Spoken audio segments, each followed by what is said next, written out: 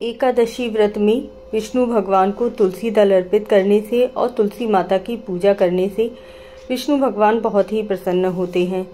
हल्दी का तिलक अगर आप अपने माथे पर लगाते हैं तो विष्णु भगवान बहुत प्रसन्न होते हैं। हल्दी की गांठ का अगर दान करते हैं तब भी विष्णु भगवान आप पर बहुत सारी कृपा करते हैं। ऐसे ही छोटे छोटे से कार्य हैं जो एकादशी तिथि पर ज़रूर करने चाहिए, जिससे आपको पुण्यों की प्राप्ति हो और आपके पाप कर्म बिल्कुल नष्ट हो जाएं। हम इस पृथ्वी लोक पर अगर आए हैं तो हमारे कर्म का प्रभाव इतना प्रभावशाली होना चाहिए कि हम पर हमेशा ही विष्णु भगवान की कृपा बनी रहे, जिससे कि हमारे घर में धन का आगमन होता रहे। एकादशी व्रत स्त्रियां, बच्चे और बूढ़े सभी लोग करते हैं। स्त्रियां जब मासिक धर्म में होती हैं तब क्या उन्हें एकादशी व्रत करने का या कोई भी व्रत करने का पुण्य प्राप्त होता है या नहीं? बहुत सारे सवाल हैं जिनके जवाब आपको इस वीडियो में ज़रूर मिलेंगे, तो वीडियो पूरी देखिएगा। चैनल को सब्सक्राइब ज़रूर कर लीजिएगा। जय श्री कृष्णा, जय राधे राधे। एक बार कमेंट में ज़रूर लिखिएगा।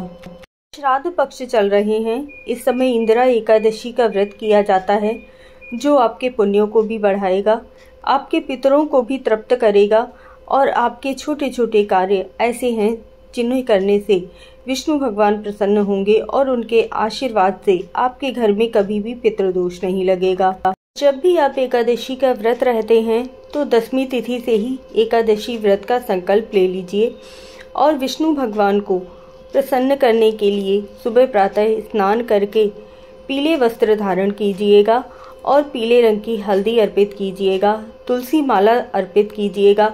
शुद्ध देसी घी के 2 दीपक जलाइएगा, जिसमें से एक दीपक अखंड हो और एक दीपक से आप आरती और पूजा आदि करेंगे। एकादशी ऐसी है जब आप पितृ और देव दोनों को प्रसन्न कर सकते हैं, और जब आपके दोनों ही प्रसन्न होंगे तो आपके घर में लक्ष्मी माता की बरसात हो जाएगी। धन आपका कहां कहां से आना शुरू हो जाएगा, आपको भी पता नहीं चलेगा।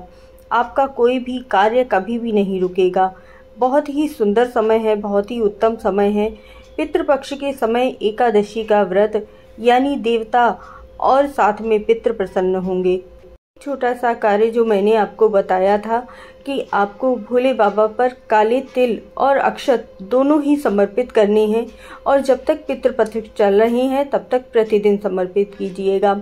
हल्दी की गांठ का दान जरूर कीजिएगा। साथ में एकादशी माता की कथा पढ़ना, विष्णु चालीसा का पाठ करना और अगर समय हो तो विष्णु सहस्त्र नाम का पाठ करना सबसे उत्तम बताया गया है। पितृपक्ष के समय एकादशी व्रत में अन्न का दान करना शुभ नहीं माना जाता है, तो जिन लोगों के यहाँ भी एकादशी के दिन श्राद्ध खिलाए जाएंगे वह फल, मिठाई आदि से भी श्राद्ध कर सकते हैं, क्योंकि अन्न का दान द्वादशी तिथि को ही उत्तम माना जाता है। पूरा दिन फल फ्रूट खाकर और जल पीकर आप इस व्रत को कर सकते हैं। जितना भी ज़्यादा मौन रहेंगे उतना ही आपको एकादशी व्रत का फल ज़्यादा प्राप्त होगा। यानी कि ईर्ष्या, देश, ज़्यादा लोगों से बात करना उचित नहीं माना जाता है। या एकादशी व्रत में या किसी भी व्रत में मासिक धर्म के समय यदि आप पूजा पाठ करते हैं तो आपको कोई पुण्य प्राप्त नहीं होता, तो आप पूजा पाठ एकादशी व्रत में नहीं कर सकते हैं। या किसी भी व्रत में आरती करना, घंटी बजाना शुभ नहीं माना जाता है, परंतु आप मानसिक पूजा कर सकते हैं और व्रत रह सकते हैं और उसका आपको पूरा फल प्राप्त होता है। बल्कि कह लीजिए कि अगर आप मानसिक पूजा करते हैं, मौन व्रत करते हैं, किसी की बुराई, चुगली, निंदा नहीं करते हैं, तो आपको एकादशी व्रत का पूरा फल प्राप्त होता है। हिंदू पंचांग के अनुसार एकादशी व्रत की तिथि 17 सितंबर को सुबह 12:21 पर प्रारंभ होगी और 17 को ही रात 11:39 पर समाप्त होगी। उदया तिथि के अनुसार एकादशी व्रत 17 तारीख को रखा जाएगा। व्रत का पारण सुबह 6:07 से लेकर 8:34 तक है। तो एकादशी व्रत का पारण भी नियम से कीजिएगा। कैसे करना है मैंने वीडियो डाली हुई है, तो जाकर चैनल पर ज़रूर देखिएगा। वीडियो अच्छी लगी हो तो चैनल को सब्सक्राइब ज़रूर कर लीजिएगा। जय श्री कृष्णा, जय राधे राधे।